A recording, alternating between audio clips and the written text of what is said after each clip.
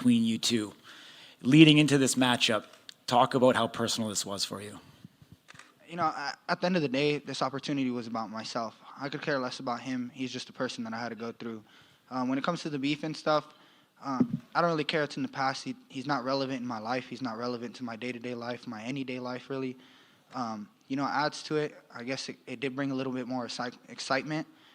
But at the end of the day, me being here, it's all about myself. It's my opportunity. It's my time to walk up there and do what I do. Everything played out exactly how it was supposed to go. And I'm happy with that. But in terms of the beef or anything, it's behind me. I don't care about that. I live my life the way I want to live it, and I don't let anyone intervene on that. The hype and the buildup leading into this was, KO Chris's power and, your chin being undeniable. How did it feel, receiving those strikes from Chris? I don't think he's the hardest I've been hit by. I think Cole swings a little bit harder, his placement's off, and I think Wesley hits harder overall.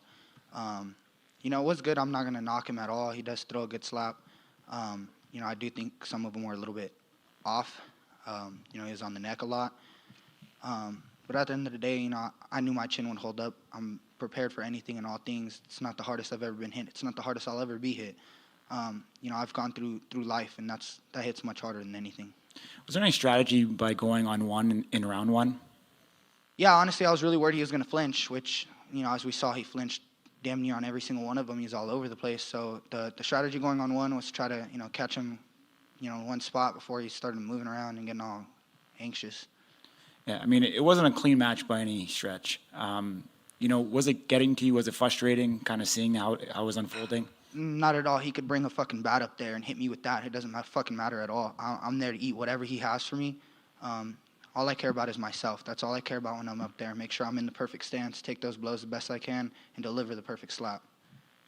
I know your family was here in attendance. What did it mean to compete in front of them, your brother, your mother? Yeah, it means the world to me. I try to be the role model I'm supposed to be for my brothers. I try to do the best I can in life. Show them how to fight through adversity, show them how to fight through all things, work hard for some things in life. So it meant a lot to me to be able to show that today. Robert Trujillo won again. He spoke what his desire potentially to go up to 170. Yeah.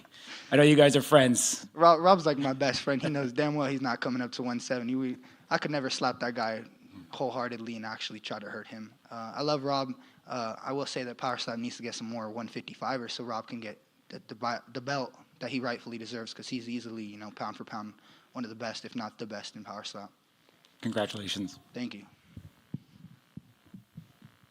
Any other questions? I've just got one. You mentioned that you have a friend, you wouldn't want to slap him. Do you need that animosity? Or is it just that you don't want...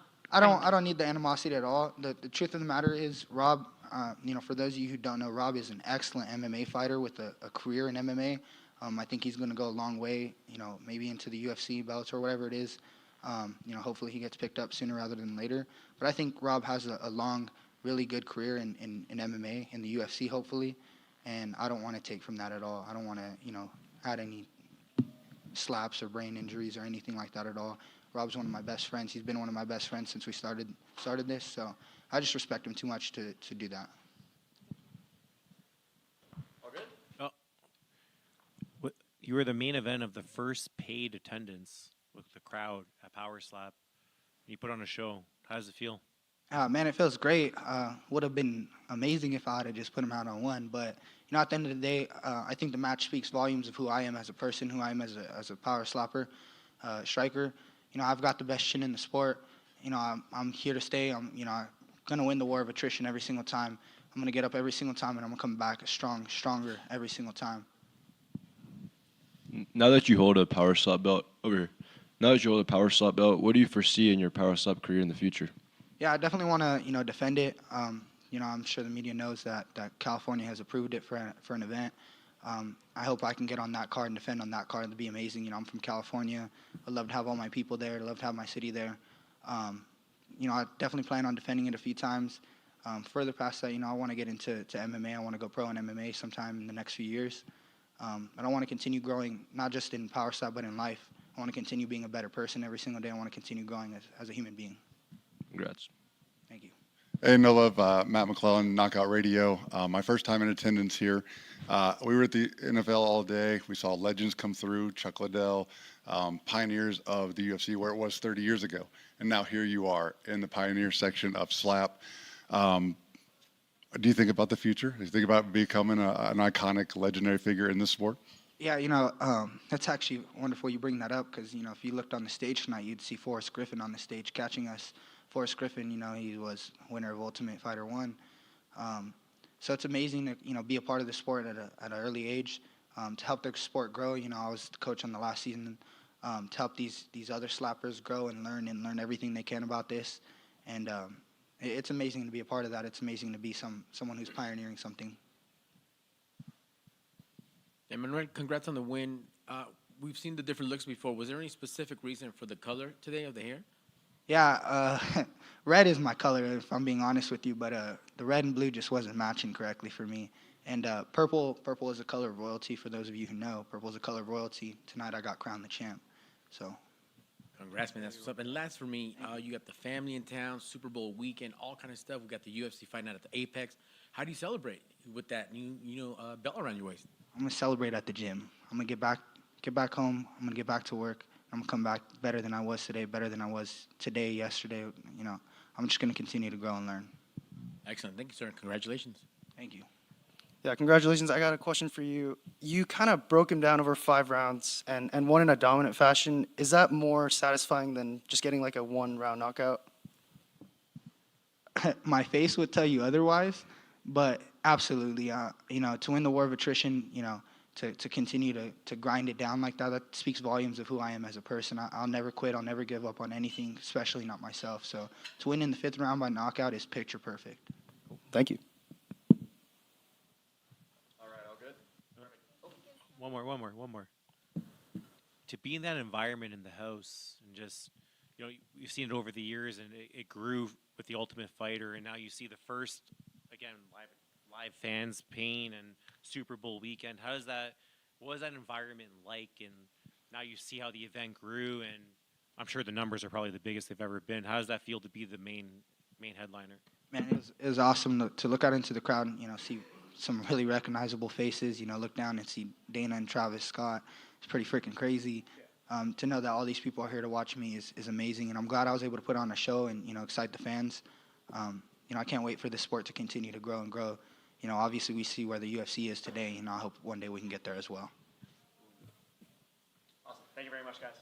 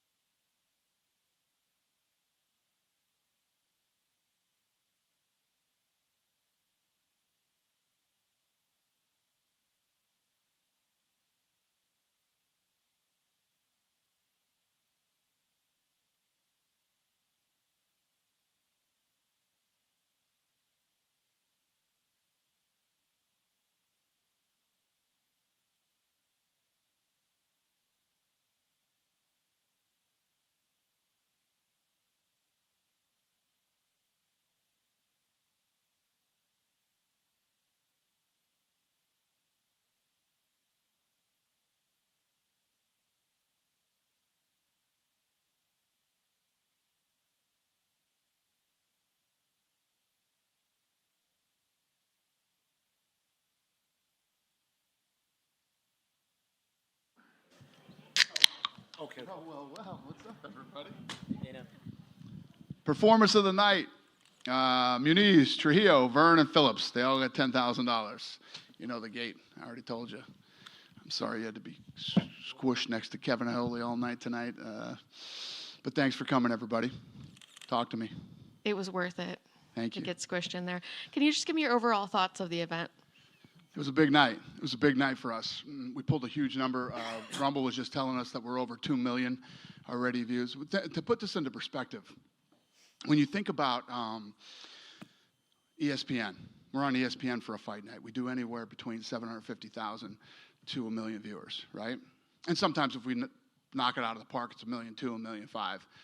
We're over 2 million views tonight live, and that doesn't include the power of that was in the room tonight as far as social media goes. It's massive. You had quite We a few, literally had the most powerful people on the internet in the room tonight. and you had quite a few celebrities as well sitting next to you. Can you kind of talk to me about what it's like to have your friends and all of the people around you? Yeah, no, it was awesome.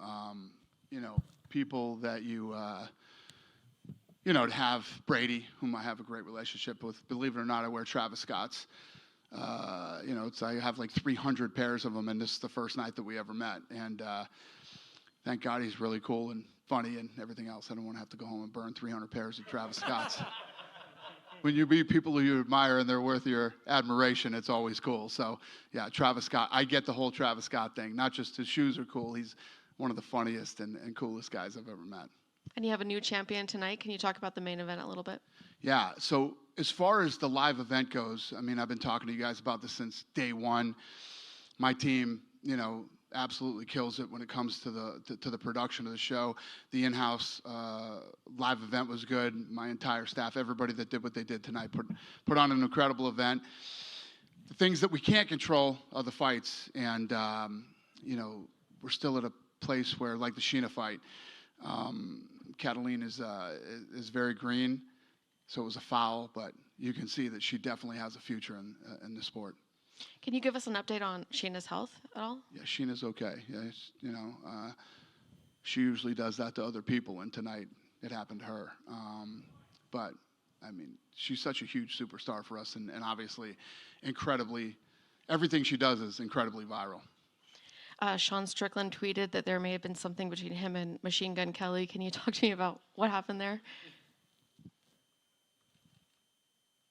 You can't bring Sean Strickland around any other human beings. It's like, you know what I mean? It has nothing to do with Machine Gun Kelly. It's about humans. There was a recent video of John Jones looked like body slammed and thrown around. Is he healthy? Really? I know nothing about this. He's I guess in New Zealand or Australia or somewhere, and he's getting thrown around by the rugby guys. They were throwing him around? Yeah, he got thrown onto mat and all kinds of stuff. So I'm assuming you haven't talked to him about his health. I'm assuming he looks to be okay. Okay, that sounds good. I'm happy to hear that. I know nothing about this. So he's not going to be the headliner for UFC 300? Who knows who's going to be the UFC 300 headliner? We've been working on it. It's been interesting, I can tell you that. Because obviously, we want to deliver, I keep saying this. Figueiredo versus Cody Garbrandt is literally the first fight of the night. So when you look at the card where it sits today, every single fight could be a main event on a fight night or a pay-per-view. We're just waiting for that last. We got 2 more fights that we got to put together. We're working on it. And last one for me, John Anik came out recently and had some criticism of MMA fans, and then came out a couple days later and apologized. And I think now people think that he was told to apologize. I know your stance on free speech, so just wondering if you could clear that up. You know for a fact nobody here told him to apologize. But at the same time, when you're in a position like Anik, me, you, anybody else, if you're a public figure, you got to be able to take the heat. You got to be able to take the criticism. You got to be able to, we all take our lumps on any given day. I love that shit. I eat that stuff for breakfast, so that's fun for me. And I get it. Some other people have a hard time dealing with it. I love Nina Drama. Nina Drama had a little meltdown yesterday too. I think that everybody has their good days and their bad days. Yeah, I don't know. But nobody here will ever tell anybody to apologize or to, no, we don't do that here. Thank you. Yep. Dana, Dana. I just wonder, like, where does the sport go, right? So, I asked one of the fighters this. All the other sports, the athletes get better over time. They run faster, they get stronger, whatever. And this, it's more of a, I guess, technique-based sport, right? So what is the evolution of this sport, and how big can it get when the athletes get even better? Well, it's a great question from somebody like you because you were at the actual first one that we ever tested.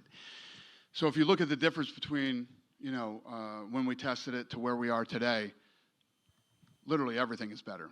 And it has already started to evolve. These guys are training at the PI. There's stats involved now. We're starting to figure out strength, neck strength, torque, like all different stats on these guys when they train. And as more and more money comes into the sport, it will evolve. Just like MMA. I mean, in the early days of MMA, there were like 3 camps to go train with, and it wasn't mixed martial arts. It wasn't what it is today. And that will happen here too. Will you have some of the fighters train at the PI and things like that, and then use the technology that the PI has to help? It's already happening. Yeah, we're already doing that. Now camps are actually starting to pop up, and some of these guys that are coming and coaching are really good.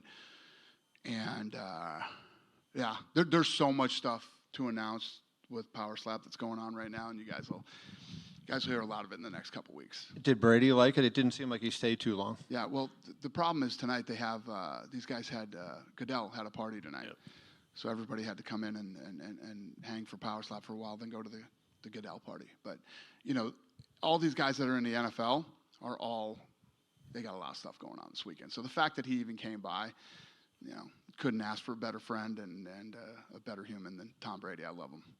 And last question, I know you've compared it to the beginning of the UFC, and you've made that comparison a lot, but do you see this becoming a big arena thing? Because it seems you have to be in an intimate environment to really get the benefit of this as a fan, right? You have to be close and on top of it. If you're sitting up in the bleachers at T-Mobile, it seems like it would be tough. Could you make this an arena show and take it on the road? So when we started the UFC, our first venue was the Trump Taj Mahal. We sold 2,500 tickets and gave 2,500 tickets away. Yeah. So we could have been in here for the first UFC event. But I'm just saying, like, is the sport conducive to a big arena show? Like, can you do it given the intimacy you require for people to be able to see what's happening? Yeah. Did you ever see darts? Ever see a dart event? Not really. In England? It's Only when fucking. I was drunk. Any of you ever see darts? Eddie Hearn. There you go, my man. Yeah, it's fucking fascinating. I mean, the people that they get to go in and watch dart events, and what's funny is I kind of modeled this thing off of darts. It's fun. It's energetic. There's a lot of drinking and a lot of people. You notice when you're at these events, everybody has their phone up. Everybody has their phone up. Everybody's filming. But yeah, yes, I do think that there will be a day where we could do arenas. Dana, I think it was after Power Slap 4 when you first mentioned you were going to make sure that Power Slap and UFC had a presence on Super Bowl week. You were emphatic about that and excited. And we saw what happened tonight. But leading up to it, I know you did Radio Row, and I'm sure that you've seen a lot of your friends. What's the excitement been all week leading up to it about Power Slap? And I got UFC Fight Night tomorrow, but in terms of leading up, feeling a part of Super Bowl week, as big as this is. Yeah, I mean, coming into this week, this was one of the hottest. I don't know if you want to call it Super Bowl party or Super Bowl events of the week. I mean, how many 300 plus we turned away that couldn't get tickets, and 300 plus the first time we ever sold tickets. And we didn't sell tickets, we sold VIP packages, and we did a $300,000 gate in VIP packages. And I mean, this thing was about as successful as you could possibly ever hope it is. The previous Power Slaps, as we've been leading up to it, we become used to a lot of the familiar names, right, over the course of the Turp Daddies, the Wolverines, the Hawaiians, right? Tonight, it's the TV guys and the Buffalo Soldier. I mean, some of the guys, but they're still the up-and-coming names. They're not the familiar names we've seen at the first 5, and yet they put on a show. That had to make you feel good for as important this show was, that a lot of the household names, if you will, through the first 5, they kind of took tonight off. Yeah, you know, when you think about when we bought the UFC, you know, there were guys already like Tito and Chuck Liddell and some of these other guys that people already knew, and there was always already a hardcore following of the sport. You know, this thing we started, a lot of these Americans, there's guys like, you guys know who Dumpling is, and I mean, that's how I got into it. I was watching him slap on Instagram, and some of those guys that are well known, but these guys are all brand new guys that are in the sports being introduced to, you know, the world right now. When you think about it, this is our 7th event. To be as far as we are and as successful as we are, and to have what we have going on in just 7 events. I mean, I've been saying this for a long time, but if you can't wrap your head around this thing now, I don't know what to tell you, but this is going to be massive. Dana. Dana.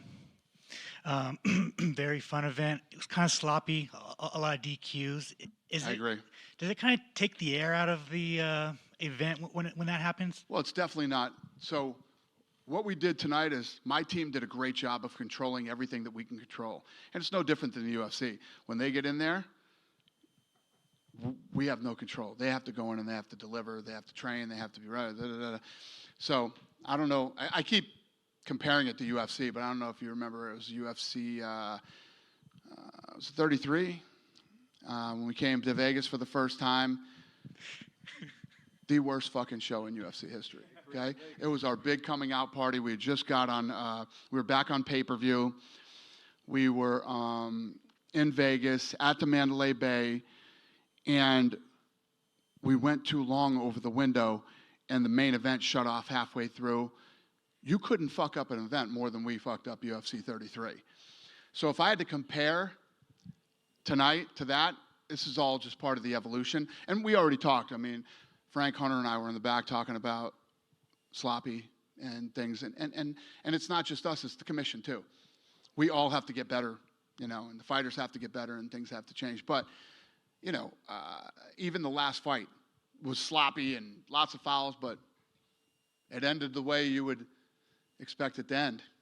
Are you happy with how, you know, the commission's taking and the referees are taking their time to like look at the replays? They're taking a chance, like before fouls are called and everything. Are you happy with that? The commission has been incredible. I mean, this commission right now is one of the greatest commissions we've ever worked with, and these guys have been phenomenal. I think they already have a meeting set up next week to start going over stuff again and making sure we all get better. You got the Fertitas out of their castles. How did they enjoy the show? It was good to have the boys out again, and you know, it's a big night when you get Frank out. You know what I mean? It's a big night. So yeah, all the stars were out tonight. I wanted to ask you. Obviously, there's a UFC event tomorrow, but was there ever, when you were laying out the schedule, to try and do a UFC pay-per-view on Super Bowl weekend, or was it just wasn't going to happen? What's the question? When you were laying out the schedule for 2024, was there ever a thought to put a UFC pay-per-view before the Super Bowl on Sunday? No. And then you met with BKFC and Sakibara. Anything cool? Yeah, I've been taking some meetings. No, you know, Saki Kabara and I have an incredible relationship and an incredible history. The whole battle between UFC and Pride back in the old days, and we're talking about some stuff. And then the Bare Knuckle guys came out to meet and ask some questions. I never met him before. Nice guy, liked him. Is there a chance Horiguchi comes back to the UFC? We'll see. And then 2 last ones from me. Joe Pyfer is obviously headlining I'm so tomorrow. excited for that fight. Yeah, just kind of to talk about it. Yeah, I mean, he is the epitome of every sports movie you've ever seen, overcoming, you know, adversity and broke, struggling, but keeping his eye on the prize, struggling to get to, you know, he's had this dream of where he wanted to be, gets back in, wins, gets the contract in spectacular fashion, and goes on a 5-fight win streak or however many fights he's on now, and all by finish. And now he's taking on a badass dude that will break him into the top 10 if he wins. You couldn't have a better story than this. It's like, It's like a real life Rocky movie. Obviously, we got to see how the fight plays out, but he goes out there and does what he does. He is in the top 10. With the middleweight division kind of all over the place right now, like, is there a chance Pyfer gets a top contender fight soon? Well, I mean, I believe that if he wins on Saturday, he breaks into the top 10. So once you get there, anything is possible. And then finally, for me, Niners or Chiefs on Sunday. Who you picking? I don't give a shit because the Patriots aren't in it. But I just think it's hard to bet against Mahomes, Kelsey, and Reed. But I do think that the 49ers are a better team. I just think that Kansas City knows how to win. But at the end of the day, whoever wins, wins. I could care less. Go ahead, brother. The 300,000 ticket sales, over $2 million, or sorry, 2 million views on Rumble. The largest live audience to date. Can you talk about the momentum that has happened over the last 13 months and where you see this going in the months to come? Listen, again, comparing it to UFC, every time you put on an event, you grow. And that's what we're going to do. I don't really think about that. What we think about is how do we make each event, how do we be better than we were last time is what I think about. And it's funny because I was talking to Frank. This is all new for Frank. Frank's a lawyer, okay? Frank does lawyer shit for a living, and before he came here, and now he's got to sweat these events. And when you get into this business, it's crazy. I think it's kind of what I love about this right now is I haven't felt like this in a long time. We'll go out, and let's be honest, Toronto sucked. That show sucked. And every time we put on one of those events, it bums me out, and I try to figure out what could we do different next time we do. But I don't sweat the events like I do. I feel that I don't know what it is. I don't want to call it butterflies or what you want to call it, but I feel it now when we do these Power Slap events because we're building something and it's growing. And when you put on an event like tonight, like the people that showed up, you have one chance to make a first impression. So everything from the music to the lighting to the pace to the food and the drinks and the service and getting in the front door and all these things are things that you're worrying about and making sure that you try to make sure it goes smooth. And it's what makes doing what we do fun, yet it's fucking brutal at the same time. I mean, you had incredible celebrities here tonight. You've talked in the past about having celebrities participate in slap fighting matches. Have you had any further conversations recently? Not really, no. I mean, you're going to get like former NFL guys and, former athletes, and that's going to happen. And again, as the money continues to get better and better, it will just eventually happen. You talked earlier this week about Hawaii, Texas, New Jersey, Florida, and California. Is there anywhere that you can that you see yourself going first between those? Hawaii. Any particular? We got a lot of Hawaiians, and we haven't been to Hawaii with the UFC. And I love Hawaii, and I'm sure you guys do too. Wouldn't suck to fly out to Hawaii and watch some slapping. So, yeah, I think we all like the idea of Hawaii. So we kind of got our sights set on Hawaii right now. Two places that we really are excited about is Hawaii and Houston. Okay, awesome. The performances tonight, which ones stood out to you and which ones were your favorite?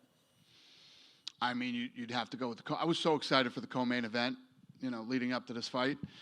The co-main event and Trujillo. Awesome. One last one.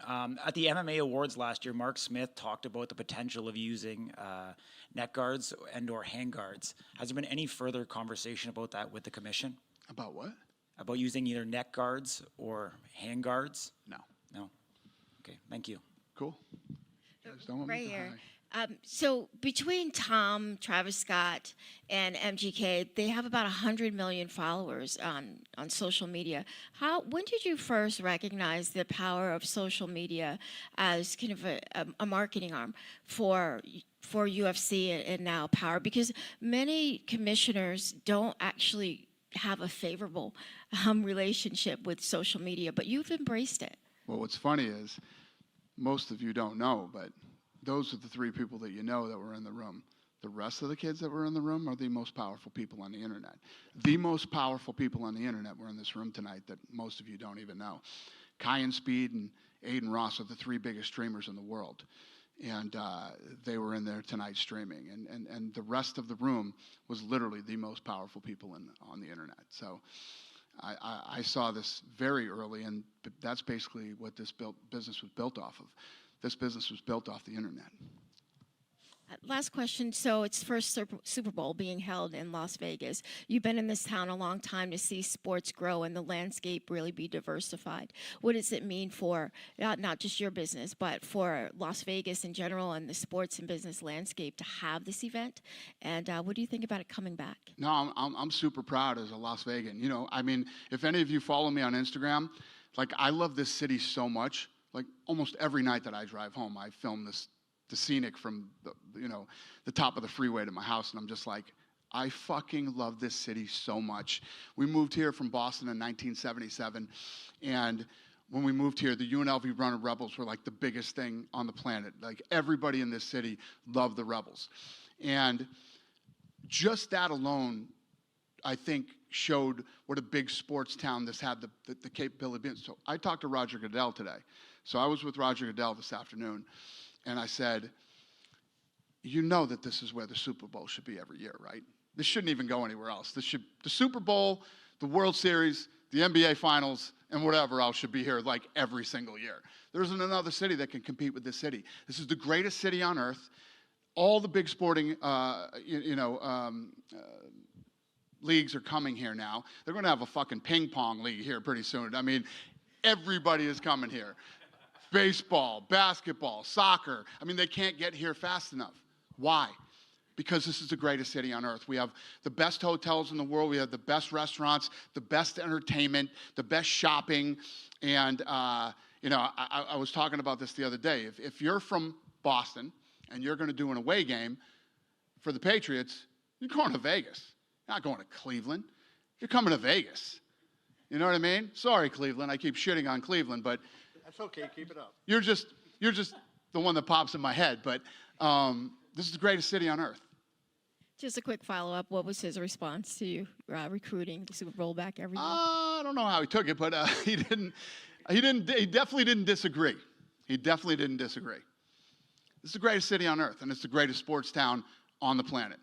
And I'm from Boston, so what's that tell you? Dana. Yeah.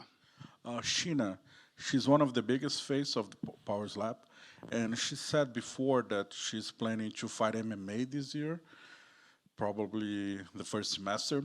Is she going to be able to do both, like Power Slap and MMA, or maybe? She said she wanted to do an MMA fight? Yes. I don't know anything about that. Okay. After tonight, she might want to take some time off. She's training at MMA Masters. Yeah, Cool. in Florida, MMA Masters. Cool. Do you think it would be possible for her to do both? I don't know. You think she should turn right around and start training for an MMA fight right now, or maybe wait a little bit? Okay. Anthony Smith, we saw him today, tonight. Is there any other fighters, UFC fighters, that want to do that? Because I know, like, some of Brazilian fighters, they would love to do the catching. Well, Anthony Smith was very vocal about how much he loved this and he wanted to be a part of it. So, we love Anthony Smith, so we did it. Obviously, if any. So, me and the Fertitta Zone throw one, too. For those of you that don't know, we own Ridiculousness on MTV. We own SLS Skate League, Nitro Cross, and Travis Nitro Circus.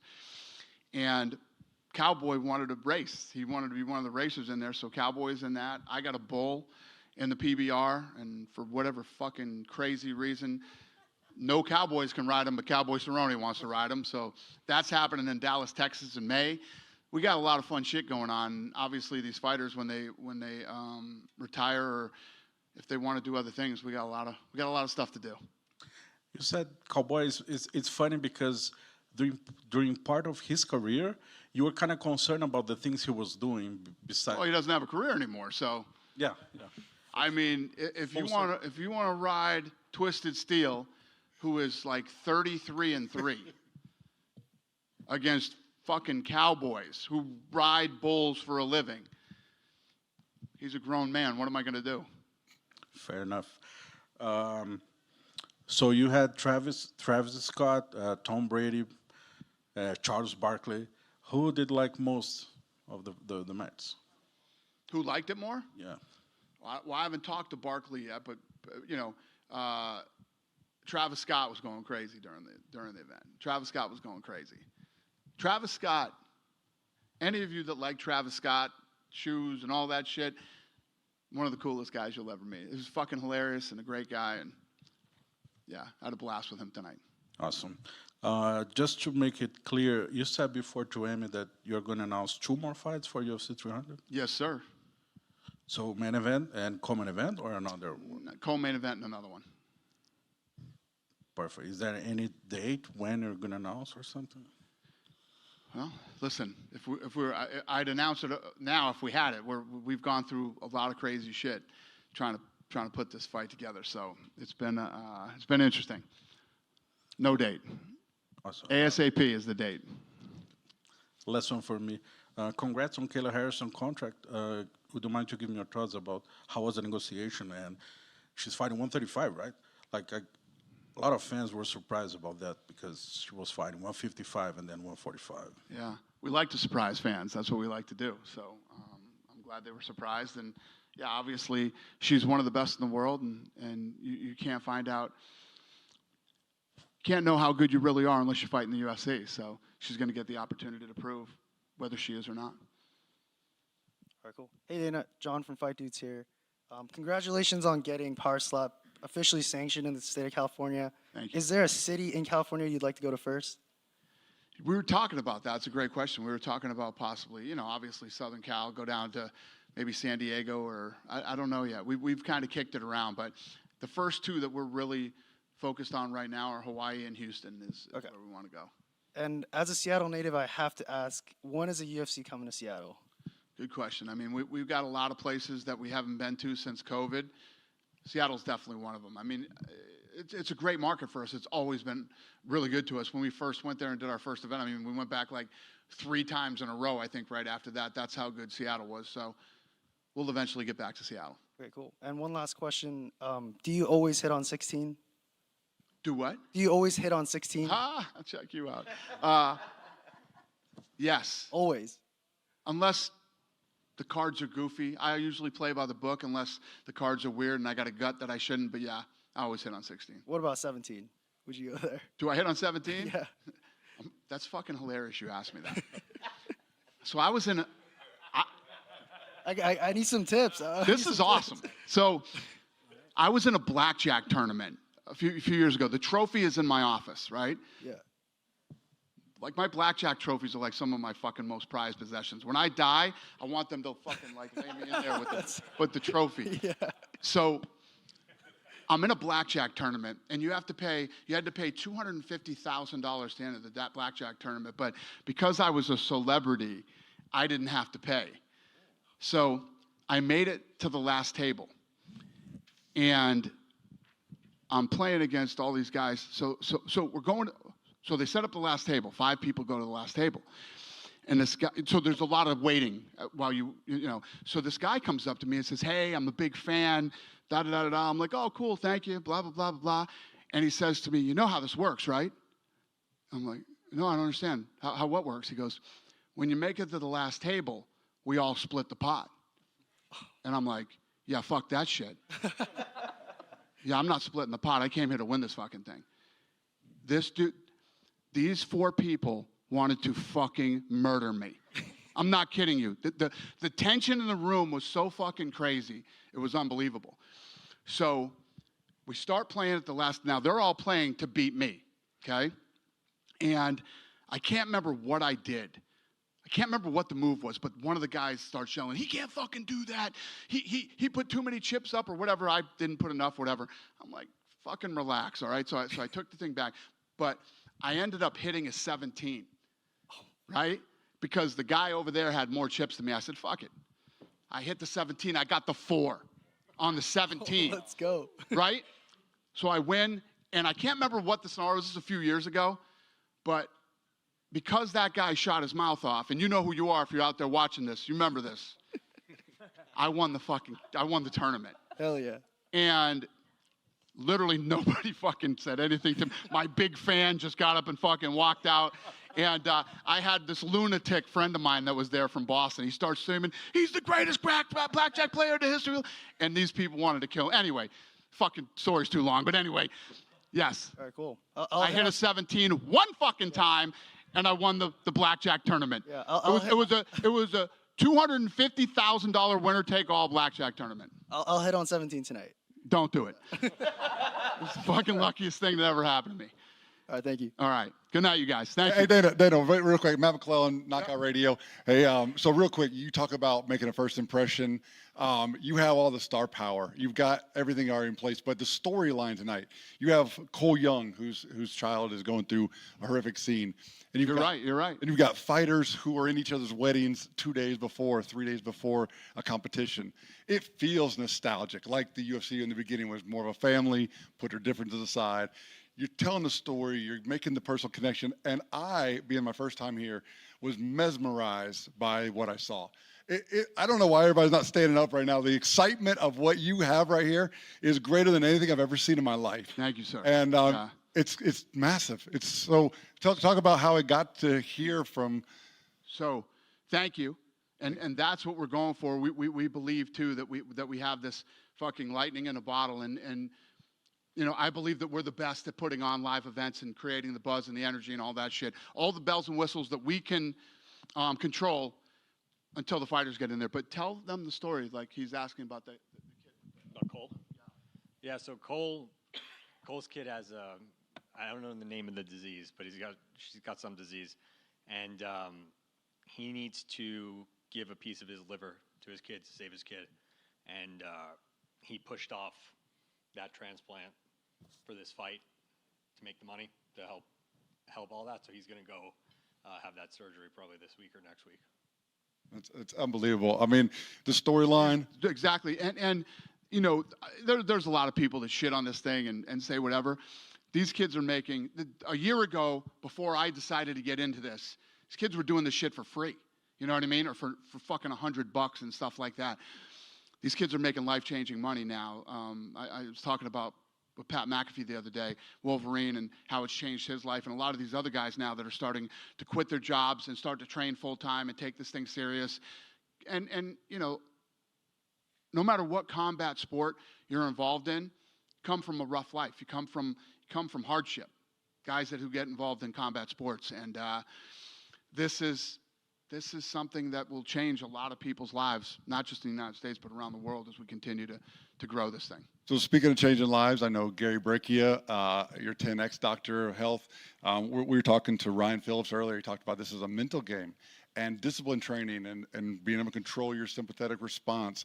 I know Dr. Breccia is really big into the forward exercise science world, as I am. So is any of that starting to be incorporated? I know you guys are trying to figure out what strategies work best, barefoot or not, you know, wind up and torque and all that. But the neurological side, I think, for this sport is going to be critical in the future. Yeah, Gary is more of a human biologist, and you know, I've talked at fucking length about what this guy's done for me and how he's changed my life, and many people around me that I love and care about, and yeah, he's fucking brilliant. I don't know if I would get him involved in the sports science side of this thing, but anybody that you know, has health issues or has to be on any type of medication that traditional doctors would give you, Gary Breccia can get you off it.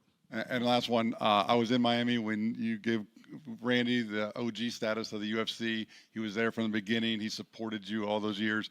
I feel honored to be at this critical moment of slap. Power slap will be in the future what the UFC is now, if not bigger.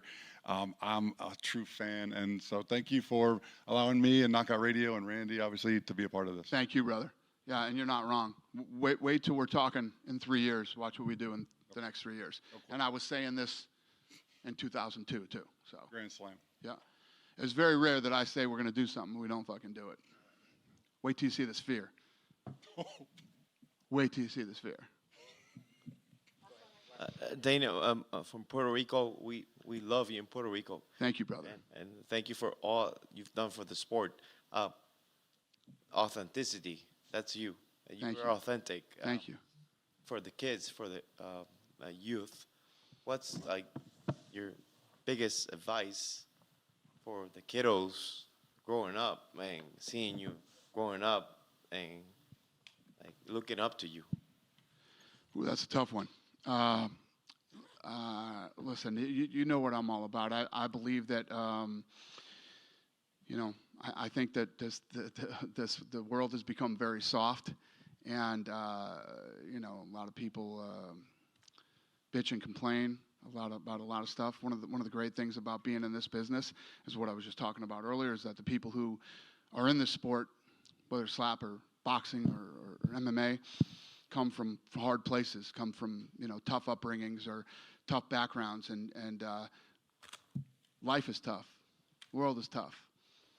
Nobody's gonna fucking be nice to you. Nobody's gonna, you know, you have to get out there and you have to figure out who you are, and you have to grind and work hard every day, and can't let anybody. If I listen to anybody ever, I would have never stuck with the UFC. Everybody said it's hard to wrap your brain around the fact that the UFC at one time was so bad that we couldn't go to venues, and it wasn't allowed on pay-per-view, let alone getting on free TV and all this stuff. I don't listen to any of that bullshit. And it's the same thing with Power Slap. Listen to any of this fucking negative bullshit. I don't care what people think, and I don't care what people say. I figure out what I want to do. Why am I doing the Sphere? Sphere is going to cost me a bunch of fucking money, and it's because I want to do it, because I think it can be done, and I don't think anybody else can do it, and I know that I can. That's why. And I like to do these things. I like to challenge myself, and I like to build stuff that people say can't be built. So I don't know if that inspires anybody, or if people, you know, give a shit one way or the other, but that's who I am, and that's what I like to do. Thanks for coming tonight. I appreciate it.